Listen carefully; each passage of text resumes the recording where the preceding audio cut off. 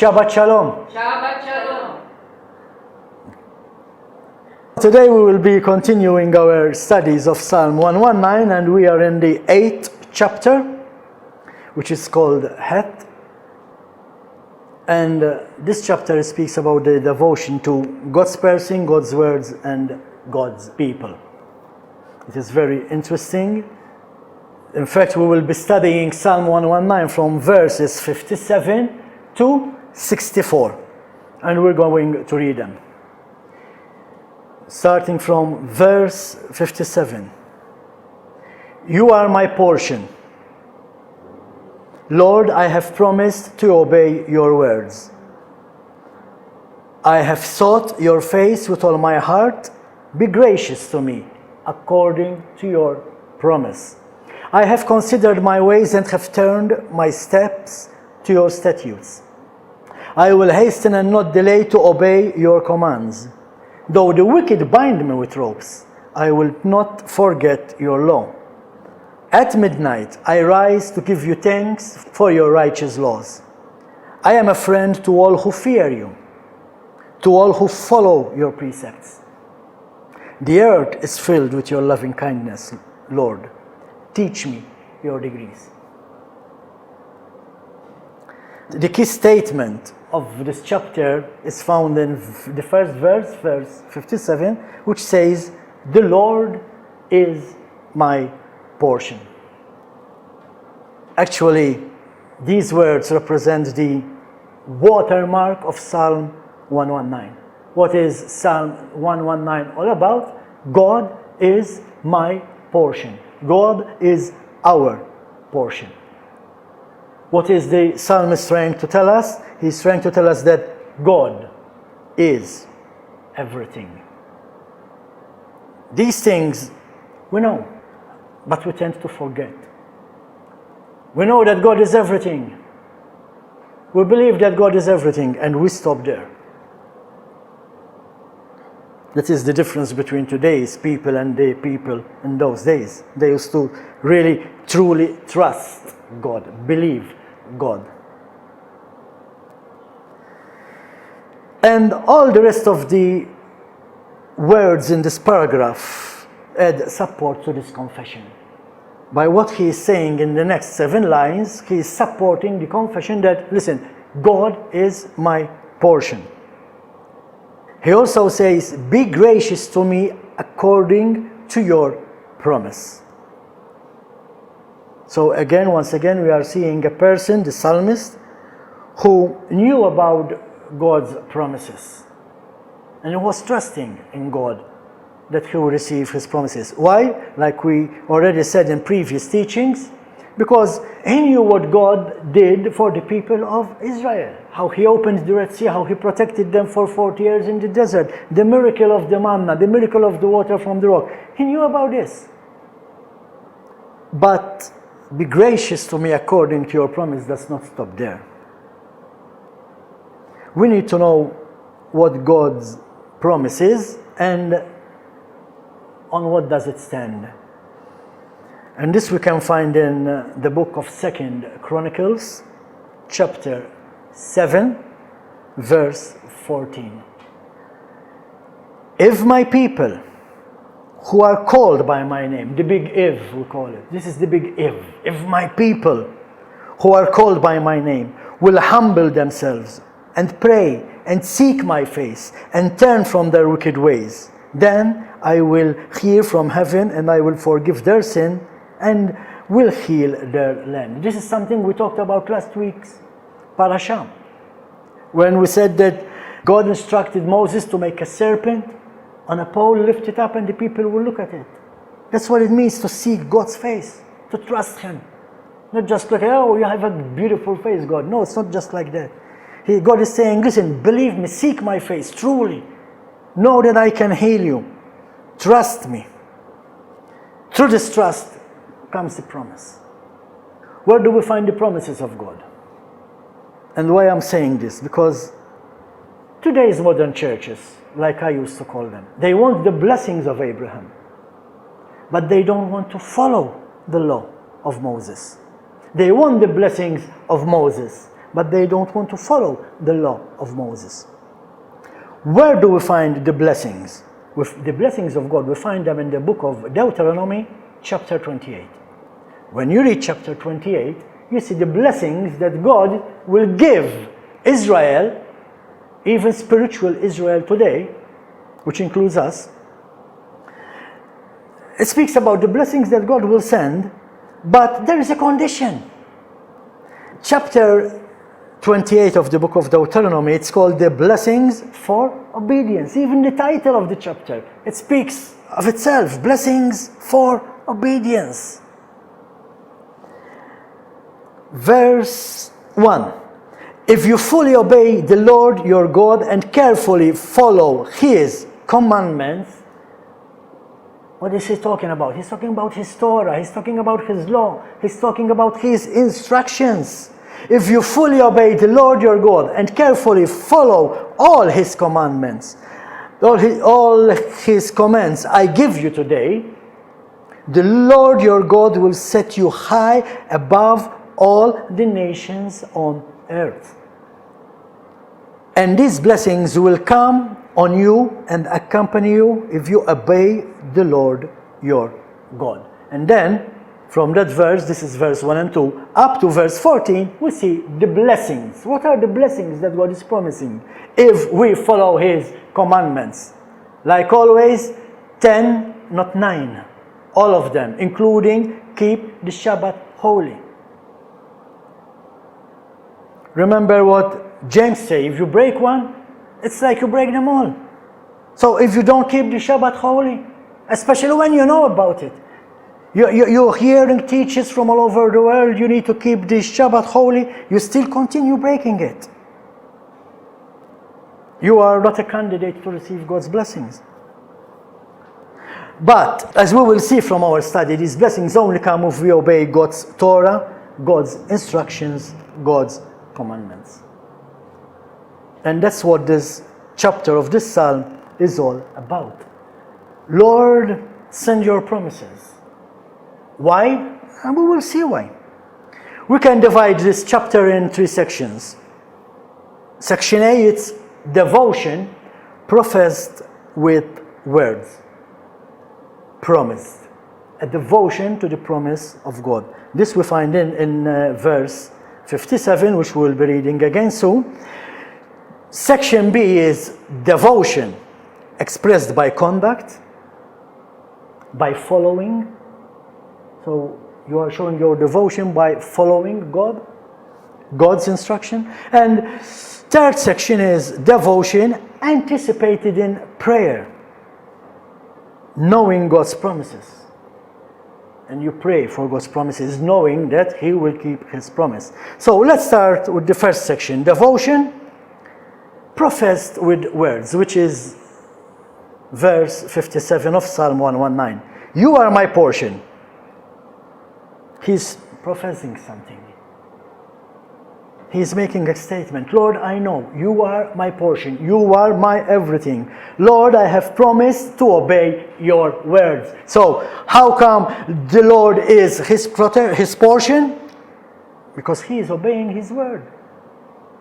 And it's a promise.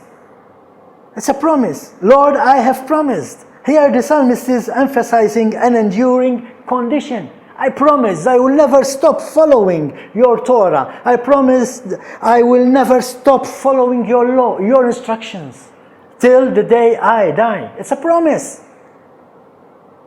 Remember what the word says. If you can't keep your promise, don't do any promises with God. But here the psalmist is saying, Lord, I promised you. I will keep my Torah. Something which we also need to do. He is promising to obey God's commandments all his life. Not only obeying, but also trusting. It is important. Psalm 119 is all about trusting God. He is our portion. We say it, we sing about it. Do we really believe it? Do we really trust God? Because if I ask you, do you believe God is your portion? You can say yes. But then a situation comes and I can tell that you are not truly trusting God. You are scared, you are afraid of a circumstance. So, what is your God now? It's not only believing, it's trusting.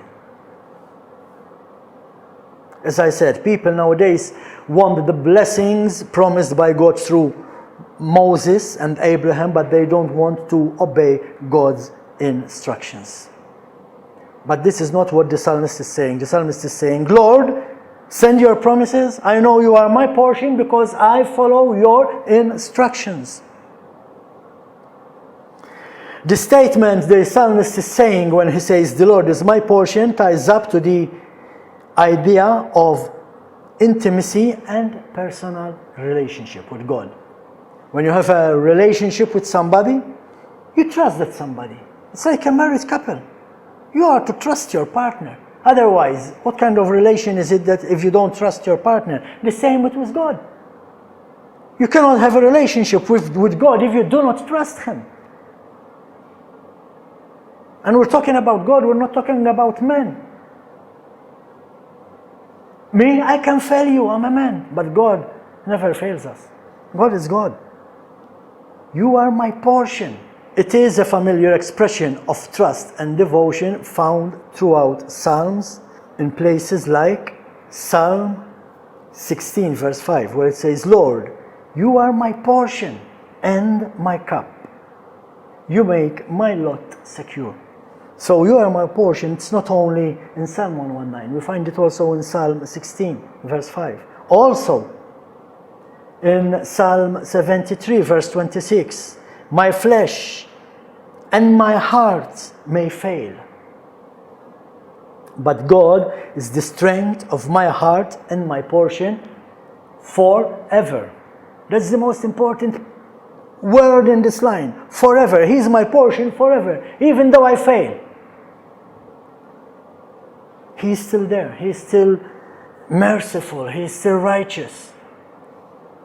He still keeps His promises. Psalm 142 verse 5. I cry to you, Lord, I say, you are my refuge, my portion in the land of the living. In the land of the living. It means here on this earth, while I live, you are my portion. It's not by my strength, not by my power, but through your Holy Spirit, Lord.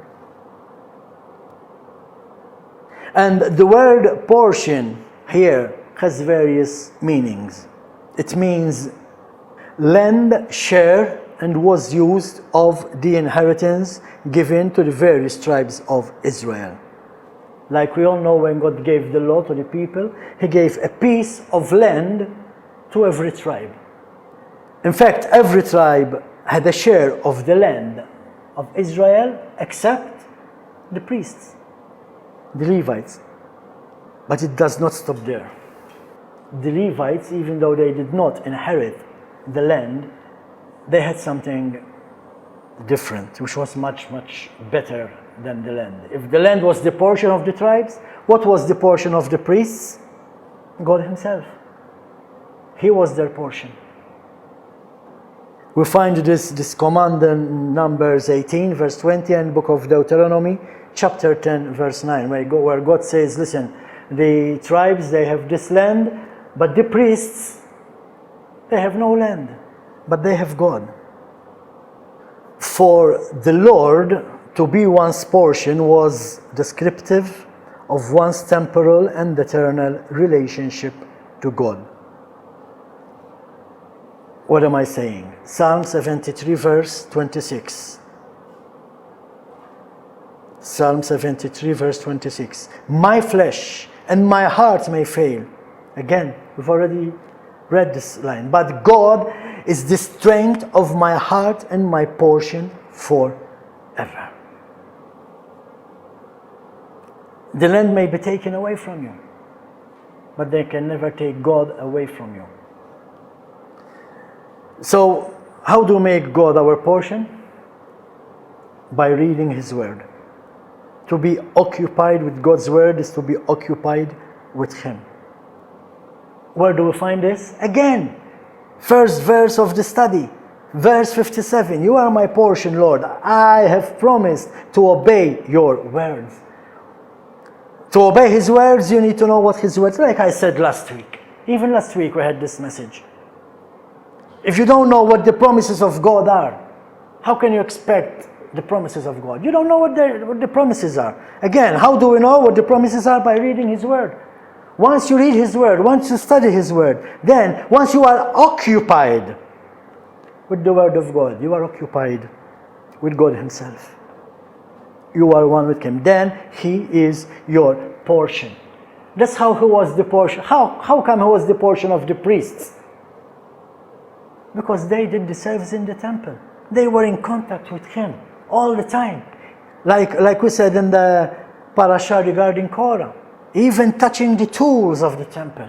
It was only for the Levites, but not for everybody. Korah was a Levite. How do we know that? Because his job was to carry the things when the temple was dismantled. And the temple was only to be carried by the Levites. But even within the Levites, there were ranks. The sons of Aaron could go in the Holy of Holies and put everything in cover, in the dolphin skin.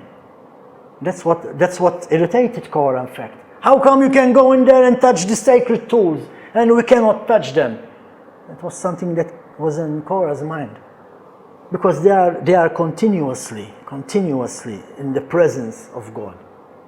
If you remember what we said in the parasha of Korah, what did Korah say? How come you think that only you are holy? We are all holy people. God is in the midst of us. No, God did not say that. God said, I will come down in the Holy of Holies. That's where I will meet you.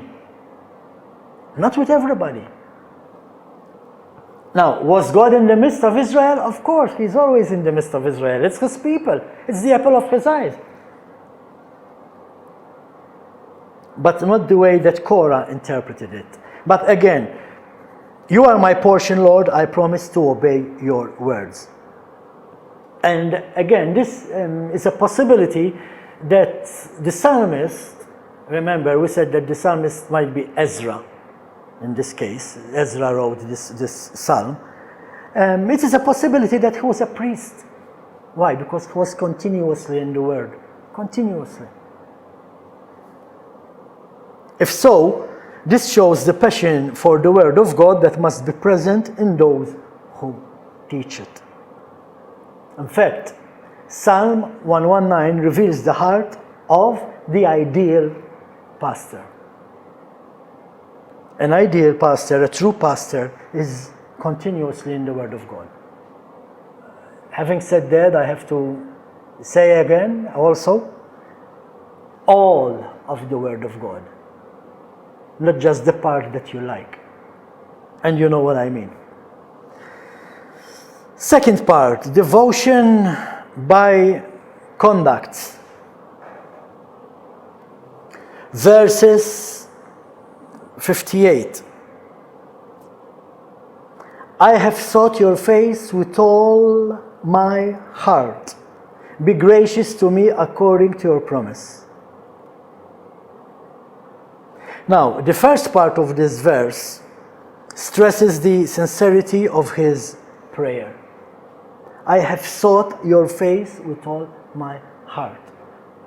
And this is what we need to ask ourselves. Do we truly seek God with all our heart? Or do we seek God just only when we need Him? We're going to some bad situation, bad circumstance. Oh Lord, where are you? Help me, it's your promise. But then, when we are happy, when our belly is full, we forget all about God. One day, hopefully we will have our place and not a hired one. I will put a saying on a banner, which has been in my mind for about 8 years now. When I came to the truth of the Torah, I came across a saying, and I still have it on a piece of paper just in case I don't find this saying on the internet for some reason. I have it written at home. It's in Jewish and it says, Da lifte miata omed, which means, know before whom you stand. And it's scary, it scares me. Every time I read this, and it's there on the desk where I work at home, in my study room. And it scares me. Know before whom you stand. Sometimes we just go and pray and that's it. And we don't know who really God is. And when you think who God is, yes, we should be scared. Because in front of Him we are filthy, a filthy rag, a dirty clot. I mean, there's things that I have written here. I hope I get to. I hope I get to them anyway. Why am I saying this? Because many come before God but are not sincere in their prayers. You talk with people, they believe God. No, I'm a Christian, but they hate somebody and they are not able to forgive. Come on, guys, know before whom you're standing when you're praying. If we truly believe that God is here today, why? Because it's Shabbat, it's an appointed time. God said stop from everything that you do every day and come and spend the time with me. So to spend the time with Him, He is supposed to be here, and I know by faith He is here. So yeah, we need to be careful. We need to understand who God is. People, they say they believe in God, but they lack forgiveness. They spread division, even pastors spreading division between the brethren, just because they don't have the similar faith, the similar belief. They spread division in the churches. And so many other things, like planning evil in their heart. You know, people there thinking about, no, I will not talk to that guy for all my life. He's planning it already. He knows he will not forgive him. But then, oh yes, I believe in God. Of course, I pray every day. The second part of this verse is already said, according to your promise. Now this we know already about, we've been hearing about it throughout the psalm. God is faithful and His promises are there only for those who truly follow Him. Now, can He be gracious? Can He send a promise on those who don't believe? Yes, of course He can. But then He expects you to believe. I didn't know God. I believe He found me. I mean, that's what the word says. He found me. I didn't find Him. He found me. He sent His promise. When I saw His promise, I said, wow, there is a God. And I started believing. Yes, of course, He works with sinners as well. But then He expects that the sinners, they repent. You cannot remain a sinner all your life. It's useless coming on Facebook, doing a communion, crying, asking God to forgive you because you have a problem with pornography. And then day after day after day, you're watching pornography. It means nothing. Just because you came on Facebook, come on, I mean, if there is something evil in this world, it's Facebook, guys. Everybody's showing who He is, when we should be showing who God is, He is. I have sought your face. Now, this is an idiom asking for God's favor.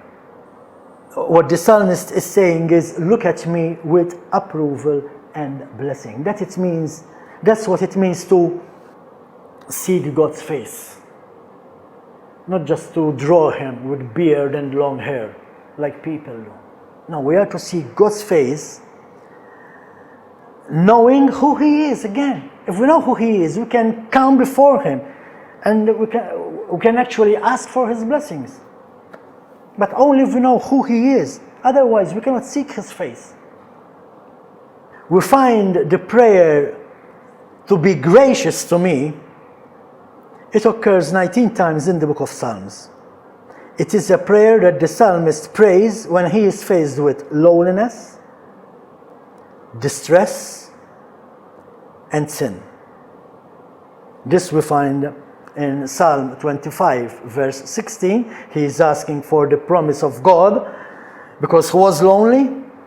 Distress we find in Psalm 31, verse 9, and sin in Psalm 51, verse 1. According to your word,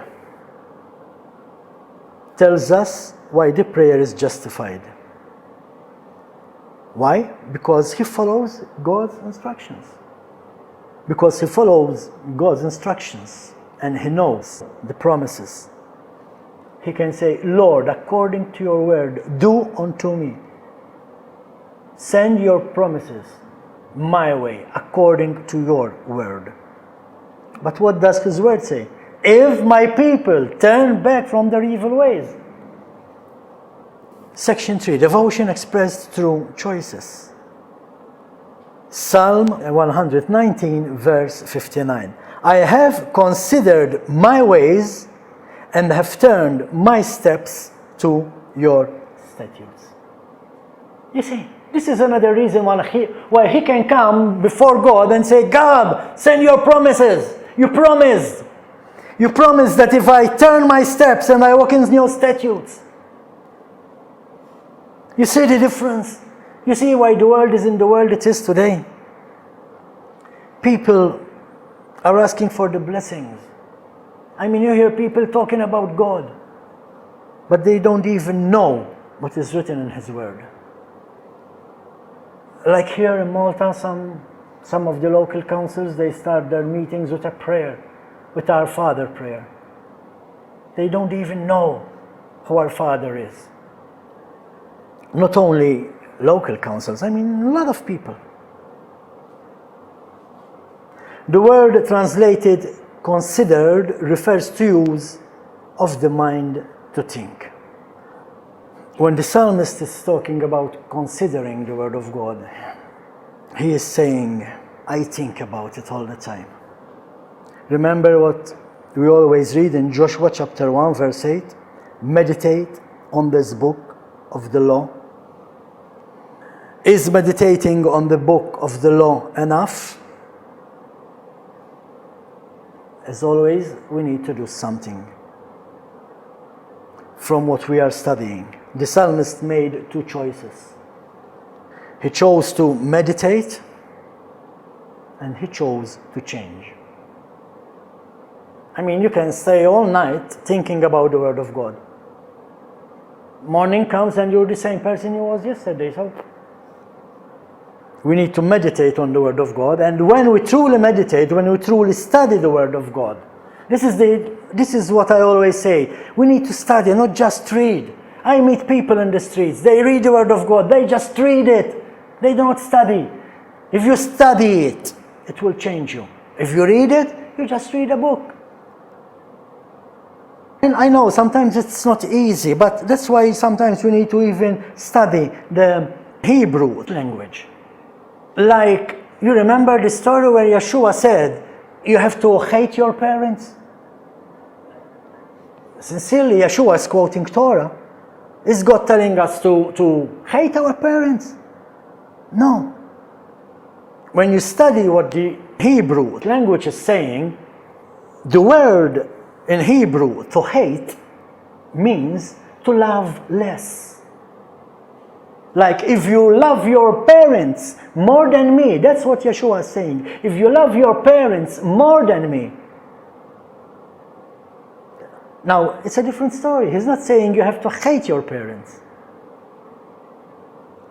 Again, the story where there was this person who wanted to follow Yeshua, and he said, Lord, give me a chance to bury my father. What did Yeshua answer? Let the dead bury the dead. Was he keeping the guy from go to his father's funeral? No. You have to know the Jewish culture. It's like we do here. It's like we do here. A couple of weeks ago, we went to bury my in-laws, my wife's mother and father. They've been dead a long time ago. But because somebody died and the grave was full, we had to go there and watch the grave diggers take the bones, put them in a box and store them in the grave in the corner. And that's what was happening with this guy. It's not that his father died and Yeshua was saying, no, you don't go for the funeral, you follow me. No. It was the time for the people to collect the bones of his father and put them aside somewhere in a box. That's what Yeshua said. Let the dead bury the dead. You've buried your father already. That's why we need to study what the word is saying. And then, when we meditate, that's how we meditate, we study. You don't just sit on a chair. Okay, meditation is like sitting on a chair and think about the word of God. Of course, that's meditation. But even study. When studying, you are meditating on the word of God. And then it will change you. This chapter speaks about devotion, also expressed in obedience. Verse 60 of Psalm 119, I will hasten and not delay to obey your commandments. This is something frequently found in the prayers of the Psalms. I will not read them, but I will give you the scriptures. Psalms 22 verse 19 refers to quickly repent. Psalm 40 verse 13, Psalm 70 verse 1, Psalm 71 verse 12, and Psalm 141 verse 1. They all speak about how quickly we need to repent. We cannot delay our repentance. What if you die in your sin? Oh no, God will forgive me. No, He won't. That's why we have the commandments. We have to follow the commandments. And then we have no excuse. It is important, guys, to quickly repent from sin. The more we delay from repenting, the longer the attack of the enemy will be. The longer we take to repent, the longer the enemy will make us feel guilty. People stay away from prayers. Why? Because they are in sin. And because they are in sin, they do not pray. They have no relationship with God. So what's happening? Every day, they are getting separate more and more from God. Every day. Why? Because of sin. I mean, I remember in my early days of Christianity, I remember a person that I knew since I was little who died of cancer, and people from the community went to pray with her at the end of her life. And she kept saying, no, God will not forgive me. No, God will not forgive me for what I did. Wow, scary.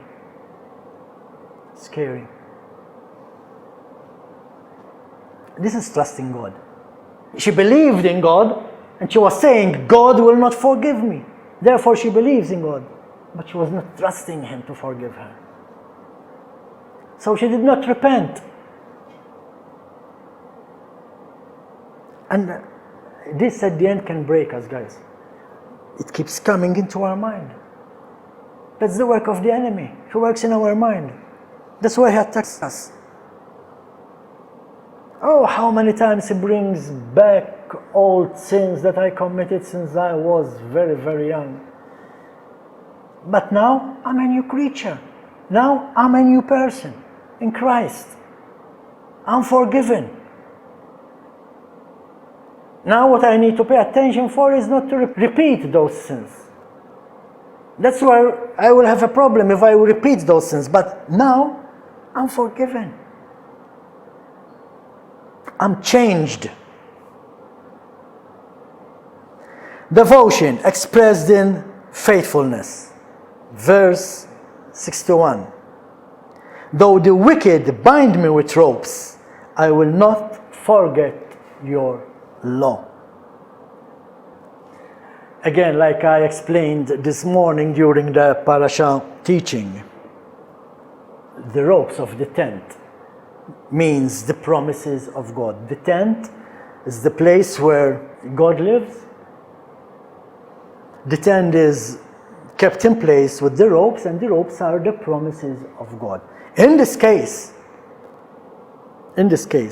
cords of the wicked is best interpreted by what is written in verse 110, where the cords are described as a trap. The wicked have set a snare for me, but I have not strayed from your precepts. So when the psalmist is saying that his enemy tied him up with ropes, it means that they set traps for him. So he will break the Torah. But what is he saying? No, I did not stray from your precepts. In a broad sense, cords is a metaphor for the reign of terror of the wicked. Something which will come. Sooner or later it will come. The reign of terror. We cannot even start thinking about it, but ask the people who has been under the reign of ISIS, how terrified they lived until they were set free. But even though they were terrified under the reign of these people, we know from the news that some still died for Christ. They still kept believing. This shows us the psalmist he kept a cool head and remained focused on the word of God, even through these experiences. The hostility of his enemies did not disturb his concentration. Sometimes it's not easy. That's why we need to daily be in the Word of God. Daily remind ourselves what His promises are.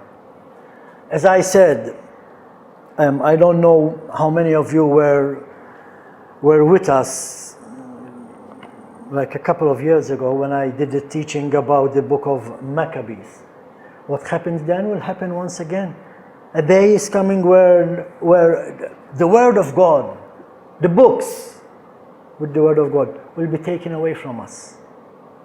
We will not have the book to read. That's why it is important for us to know what it is written in these books.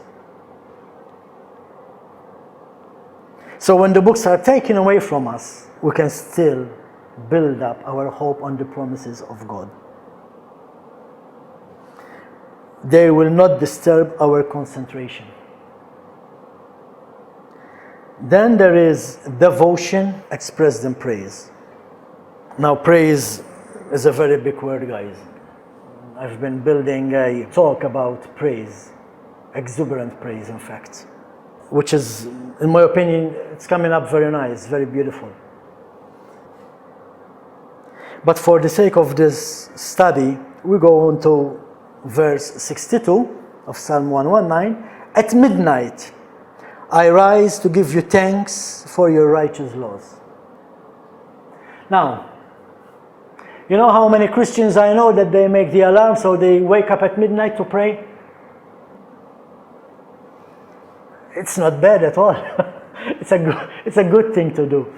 But that's not what this verse is saying.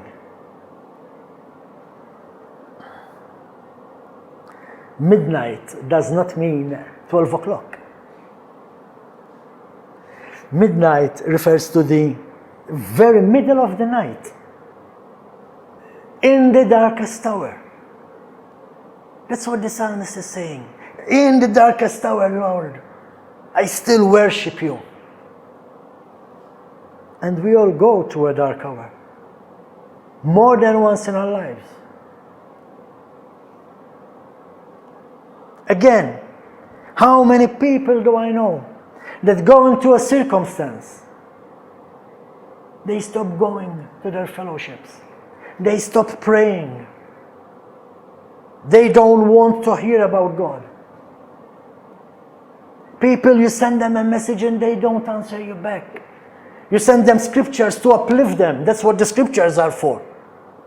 To uplift one another. No, but because they are going through the darkest moment, they don't even want to read the scriptures. Yeah. Again, the darkest hour, it means the time when one would be expected to be sound asleep. Lord, when everybody is asleep, I rise up to praise you. Like Again, I give you an example. What are we doing here today, this morning? It's Shabbat, it's the holy day. The rest of the world does not keep the Shabbat. They are asleep spiritually. We are here. We are alive, we are praising God. So while the world is going to its darkest hour, literally we are living the end days. To be honest, I am not looking for signs anymore of the end days. Now I'm expecting to hear the trumpet to be blown. Because the signs are all there. The world is giving up. It's feeling the pangs of birth. You know how many earthquakes there was this week all over the world? Is it a coincidence? Does not the word says that these things will increase in the end? Because I know the argument. But the earthquakes has been from the beginning. Yes, but have you seen the graph lately of how many earthquakes are going around the world? But the world is asleep. And when you truly come to the truth, how do I know that I believe in the truth? I have the truth. Because when I see people breaking the Torah, it breaks my heart. Literally. Like this morning I went out in the balcony and I saw the guys across the road doing the construction work. And in my heart I said, guys, it's the Sabbath. I was like them. Did I work on the Shabbat? Oh yeah. Why? Because they paid extra money. But not when I came to the truth. Yes, it does break my heart. But again, it shows us the importance of meditating on the Word or the instructions on God, even at night. At midnight, I rise up to praise you. I rise up to meditate on your Word. And it's a good thing. Recently there was this person, she told me, I woke up singing praises. I don't know how. I woke up, I was singing praises. I pray 3 times a day. And then there was a situation in her life. And I said, what is God saying about the situation? And I was saying nothing. So you're excited because you rose up singing praises? You are excited because you pray 3 times a day and God is not talking to you? Something is wrong. It's not about what we feel. It's not about how much goose pimples you get on your body. That's a reaction of the body. Doesn't mean the Holy Spirit is in you working because you get goose pimples. No. It's one of the mistakes that people make. They think that the effect of their feelings, it's coming from the Holy Spirit. Again, it means that even to the darkest hours, I praise you. Darkest moments could be problems, circumstances, troubled times. Through all this, we are to remember God's instructions and promises. Why? Because, as I said, not only Psalm 119, but all these 66 books in this book, and God only knows how many other books.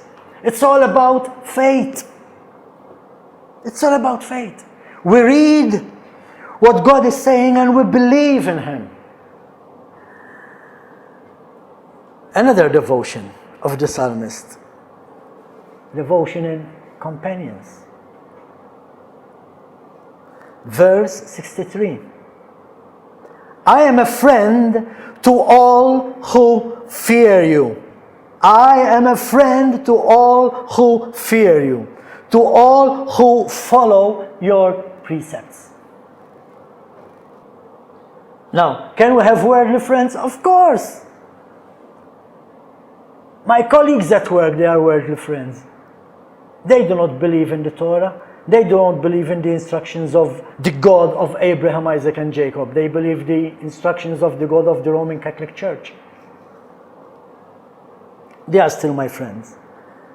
But I do not allow them to take me away from God. I do not allow them to take me away from His Word, His Torah, His instructions. So this verse tells us that there is a standard for the selection of friends. The psalmist, he was a friend to those who had respect for God and who were obedient to God's word. Likewise, we are also to have friends who has the desire to obey God, to walk in God's instructions. Why? Because it is also written in Proverbs 27, verse 17. As iron sharpens iron, so one person sharpens another. So how can a person edify you? How can a person sharpen you if he does not know the Word of God? Or if he says that the Word of God, the Torah was done away with. If you believe that the Torah was done away with, which Word of God are you going to use to rebuke me, to correct me? You cannot quote from the Bible. Why? Because you believe that the Torah is done away with. Then what Yeshua said is done away with. Why? Because Yeshua quoted from the Torah. Paul said that all of the Word of God is there to be used even to rebuke, to edify. But how can you rebuke me if the same word that Paul is referring to, you say that it's no longer in effect, it was done away with? Why? Because Paul was referring to the Torah. He was not referring to the writings of the gospel, they were not written yet. Paul was referring to the instructions of God in the Torah. And he said the instructions of God in the Torah can be used for rebuke, for correction. But how can you sharpen me if you don't believe in the Word of God? If you say the Word of God was done away with? Oh. Devotion anticipated in prayer. Psalm 119, verse 64. The earth is filled with your loving kindness. Teach me your decrees. The first half of the verse describes our rich resources in God. God is full of loving kindness, and the earth is filled with God's loving kindness. So then again, the question is, why is the world feeling the pains of birth? Where is the loving kindness of God? Good question. You want an answer? The world does not want to know about God. It's there. The loving kindness of God is there for everybody to grab.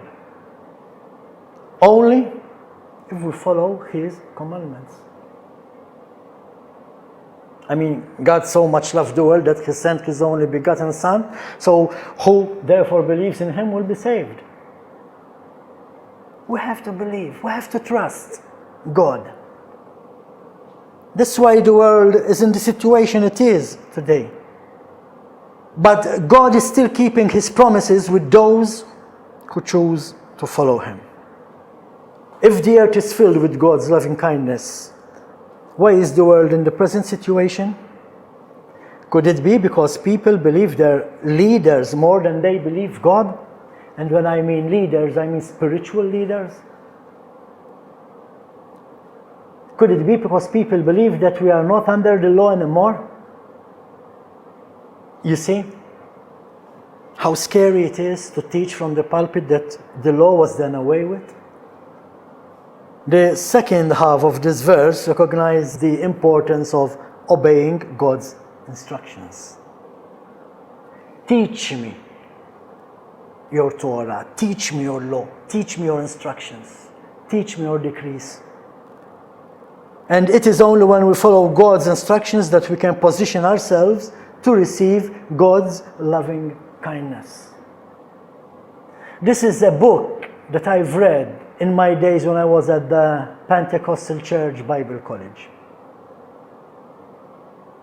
And it is a book I used to suggest to people to buy.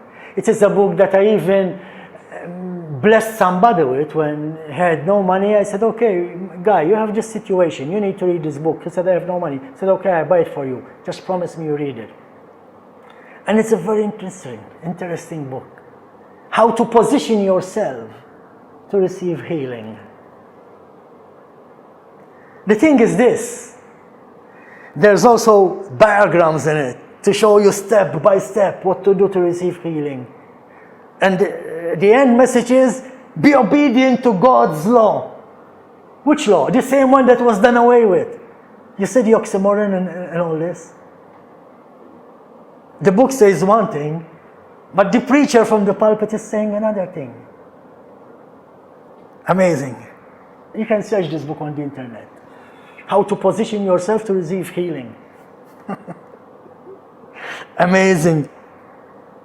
It is only when we repent, it is only when we stop sinning, therefore we turn back to Torah, that we can position ourselves to receive God's healing and God's loving kindness. Actually, verse 64 shows the maturity of the psalmist. The only thing we need to ask God, God, teach us your degrees. That's our only prayer. That should be our only prayer. Once we know His instructions, then we can live by them. We lack nothing. Then there's God's loving kindness. Then there's God's blessings upon us. How do we know that? It is His promise. How do we show that we are maturing in the Word of God? It's not a formula. It's not like, okay, here's an altar call. You want to give your life to Jesus, come out. And you say a 2-minute prayer after repeating what your leader is saying. No. That's not the formula. That's not the way. That's not how you mature in God. We truly grow and mature in God when we start obeying, when we start following God's instructions, when we start following God's Torah. Amen? Come on, let's all stand for the blessing. Yehovah bless you and guard you. Yehovah make His face shine upon you and show you favor. Yehovah lift His face upon you and give you peace. Amen.